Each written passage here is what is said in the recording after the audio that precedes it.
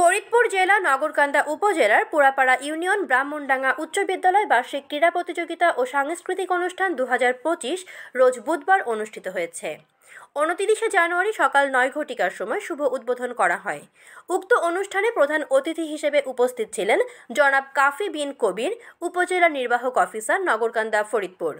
বিশেষ অতিথি হিসেবে উপস্থিত ছিলেন স্বনামধন্য পুলিশ অফিসার জনাব মোহাম্মদ সফর আলী, অফিসার ইনচার্জ নগরকান্দা থানা ফরিদপুর, জনাব মোহাম্মদ ফজলুল হক, উপজেলা মাধ্যমিক শিক্ষা অফিসার নগরকান্দা ফরিদপুর, জনাব গোস্বামী, উপজেলা একাডেমি সুপারভাইজার নগরকান্দা ফরিদপুর, জনাব মোহাম্মদ দাউদুর রহমান ফকির, সভাপতি পুরাপাড়া ইউনিয়ন বিএনপি, জনাব মোহাম্মদ নুরুল ইসলাম, সাধারণ সম্পাদক পুরাপাড়া ইউনিয়ন বিএনপি।